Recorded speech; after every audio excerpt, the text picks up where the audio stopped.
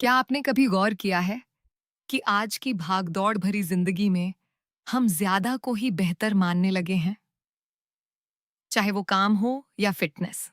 हमें लगता है कि अगर हम खुद को पूरी तरह थका नहीं रहे तो शायद हम काफी मेहनत नहीं कर रहे। जिम में पसीना बहाना, हर दिन भारी वजन उठाना और नो रेस्ट डे जैसे नारों को अपनी पहचान बना लेना, क्या वाकई यही असली फिटनेस है? आज हम एक ऐसी बात पर चर्चा करेंगे जो शायद सुनने में थोड़ी अजीब लगे, लेकिन आपकी सेहत के लिए गेम चेंजर साबित हो सकती है। और वो ये कि कभी-कभी धीमा चलना ही सबसे बड़ा फिटनेस हैक होता है। बिल्कुल, आपने बहुत ही सटीक बात कही है। असल में हमारी संस्कृति में मेहनत को एक सजा की तरह देखा जाने लगा है। लोगों को लगता है कि अगर वर्कआउट के बाद शरीर में दर्द नहीं है या आप पूरी तरह टूट नहीं गए हैं, तो आपने समय बर्बाद किया है। लेकिन विज्ञान इसके बिल्कुल विपरीत बात करता है। व्यायाम या एक्सरसाइज शरीर के लिए सिर्फ एक सिग्नल या उत्तेजना है।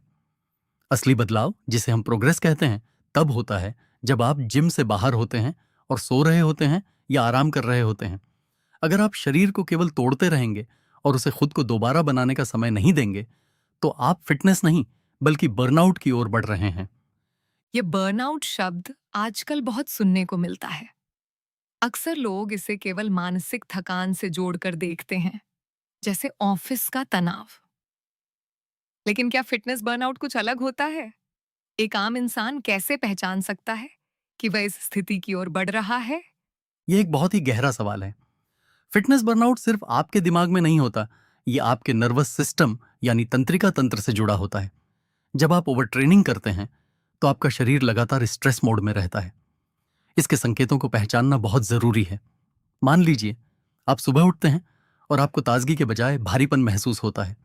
आपकी नींद खराब होने लगती है, चिड़चिड़ापन बढ़ जाता है, और जो वर्कआउट आप पहले मजे से करते थे, अब वो बोझ लगने लगता है। यहां तक कि आपकी मांसपेशियों का दर्द कई दिनों तक नहीं जाता। यह आपके शरीर का तरीका है आपसे यह कहने का कि बस अब मुझे थोड़ा समय दो। यानी अगर किसी दिन जिम जाने का मन न करे, तो उसे हमेशा आलस नहीं समझना चाहिए। ये तो काफी राहत देने वाली बात है, क्योंकि ज्यादातर लोग इसे अपनी इच्छा शक्ति की कमी मानकर खुद को और ज्यादा पुश करते हैं। यही तो सबसे बड़ी गलती है। अनुशासन का मतलब ये नहीं है कि आप अपने शरीर की आवाज को अनसुना कर दें। असली अनुशासन यह समझने में है कि कब आपको अपनी पूरी ताकत लगानी है और कब आपको पीछे हटकर रिकवरी को प्राथमिकता देनी है। देखिए, हमारा शरीर तनाव को अलग अलग खानों में नहीं बांटता।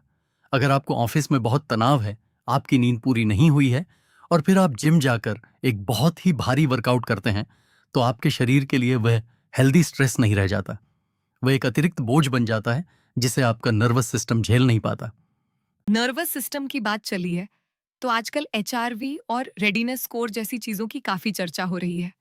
खासकर जो लोग स्मार्ट रिंग या वियरेबल्स इस्तेमाल करते हैं, वे इन आंकड़ों को देखते हैं। क्या ये वाकई हमें बर्नआउट से बचा सकते हैं? जी हाँ, तकनीक ने अब हमें वह भाषा समझने में मदद की है जो हमारा शरीर सालों से बोल रहा था। एचआरवी यानी हार्ट रेट वेरिएबिलिटी हमारे ऑटोनॉमिक नर्वस सिस्टम का एक बहुत ही संवेदनशील आईना है। अगर आपका एचआरवी आपके सामान्य स्तर से काफी नीचे गिर गया है, तो इसका सीधा मतलब है कि आपका शरीर अभी भी पिछले तनाव से उबर रहा है। एआई वेरिएबल्स जैसे कि ऑक्सीजन स्मार्ट रिंग इसी डेटा का विश्लेषण करते हैं। वे आपको एक रेडीनेस स्कोर देते हैं जो आपको बताता है कि आज आपकी बॉडी कितनी तैयार है। यह कोई बहाना नहीं है, बल्कि एक डेटा आधारित सलाह है। अगर स्कोर कम है, तो उस दिन भारी वजन उठाने के बजाय केवल पैदल चलना या स्ट्रेचिंग करना कहीं ज्यादा फायदेमंद होगा। ये तो वैसा ही हुआ जैसे गाड़ी के डैशबोर्ड पर फ्यूल गेज देखना। अगर पेट्रोल कम है, तो आप लंबी रेस की योजना नहीं बनाएंगे। लेकिन कई बार लोग सोचते हैं कि अगर हम धीमे हो गए, तो हमारी प्रोग्रेस रुक जाएगी। क्या रिकवरी के दौरान भी शरीर में कुछ ऐसा हो रहा होता है जो हमें मजबूत बनाता है? यह समझना बहुत जरूरी है कि प्रोग्रेस जिम के अंदर नहीं, बल्कि जिम के बाहर होती है। जब आप वर्कआउट करते हैं, तो आप अपनी मांसपेशियों में सूक्ष्म दरारें पैदा करते हैं। जब आप सोते हैं और सही पोषण लेते हैं, तब शरीर उन दरारों को भरता है और मांसपेशियों को पहले से ज्यादा मजबूत बनाता है ताकि अगली बार वे उस तनाव को झेल सकें। इसे एडेप्टेशन कहते हैं। अगर आप रिकवरी का समय काट देंगे तो आप सुधार के बजाय शरीर को नुकसान पहुंचाना शुरू कर देंगे। इसलिए नींद और आराम को फिटनेस प्लान का हिस्सा मानना चाहिए, न कि उससे अलग कुछ। इसका मतलब है कि एक आदर्श फिटनेस रूटीन में केवल वर्कआउट के दिन ही नहीं, बल्कि रिकवरी के दिन भी उतने ही महत्वपूर्ण होने चाहिए। लेकिन जो लोग हर दिन कुछ न कुछ करना चाहते हैं, उनके लिए धीमा चलने का क्या मतलब है? क्या उन्हें पूरी तरह बिस्तर पर पड़े रहना चाहिए? बिल्कुल नहीं। रिकवरी का मतलब हमेशा सोए रहना नहीं होता। इसे हम एक्टिव रिकवरी कह सकते हैं। अगर किसी दिन आपका डेटा या आपका शरीर संकेत दे रहा है कि आप थके हुए हैं, तो आप अपनी तीव्रता कम कर सकते हैं। आप योग कर सकते हैं, प्रकृति के बीच टहल सकते हैं, या हल्की मोबिलिटी एक्सरसाइज कर सकते हैं। यह आपके रक्त प्रवाह को बेहतर बनाता है, जिससे मांसपेशियों की मरम्मत तेज होती है, लेकिन आपके नर्वस सिस्टम पर अतिरिक्त दबाव नहीं डालता। यह एक रणनीतिक कदम है। एक स्मार्ट एथलीट वही है जो जानता है कि कब उसे अपनी पूरी रफ्तार से दौड़ना है और कब उसे अपनी ऊर्जा बचानी है ताकि वह लंबी रेस जीत सके। काफी दिलचस्प बात है।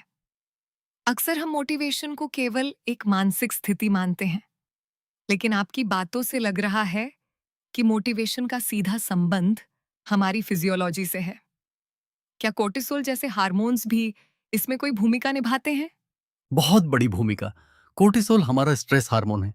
जब हम लंबे समय तक बिना आराम किए खुद को पुश करते हैं, तो कोर्टिसोल का स्तर हमेशा ऊंचा बना रहता है। इससे न केवल हमारी मांसपेशियों का विकास रुक जाता है, बल्कि यह हमारे दिमाग पर भी असर डालता है। ब्रेन फॉग महसूस होना, ध्यान केंद्रित न कर पाना और मोटिवेशन का अचानक गिर जाना, ये सब इसी हार्मोनल असंतुलन के लक्षण हैं। लोग अक्सर सोचते हैं कि वे मानसिक रूप से कमजोर हो रहे हैं, जबकि असल में उनका शरीर रासायनिक रूप से थक चुका होता है। तो भविष्य की फिटनेस केवल इस बारे में नहीं होगी कि हमने कितनी कैलोरी जलाई, बल्कि इस बारे में होगी कि हमने कितनी अच्छी तरह रिकवर किया। एआई एंड तकनीक इसमें हमारी कैसे मदद कर सकते हैं, खासकर आने वाले समय में? भविष्य पर्सनलाइज्ड फिटनेस का है।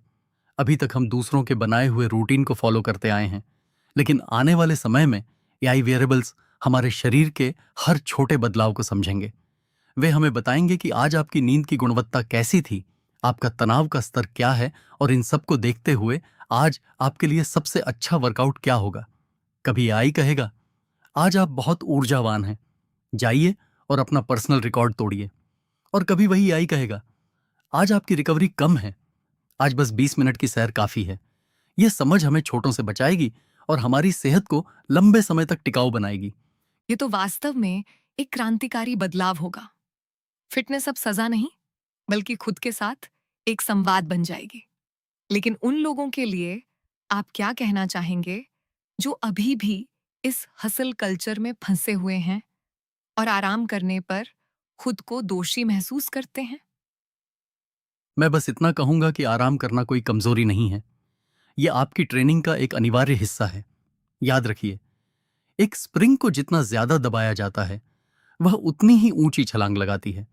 लेकिन अगर आप उसे दबाते ही रहेंगे और कभी छोड़ेंगे नहीं, तो वह अपनी लचीलापन खो देगी। अपने शरीर को एक मशीन की तरह नहीं, बल्कि एक जीवित तंत्र की तरह देखें। अगर आप अपने शरीर की छोटी आवाजों को आज सुन लेंगे, तो आपको कल उसकी चीखें नहीं सुननी पड़ेंगी।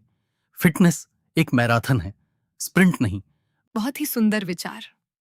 आज की इस चर्चा से ये साफ है कि फिटनेस का मतलब सिर्फ जिम में वजन उठाना नहीं, बल्कि यह समझना भी है कि कब रुकना है।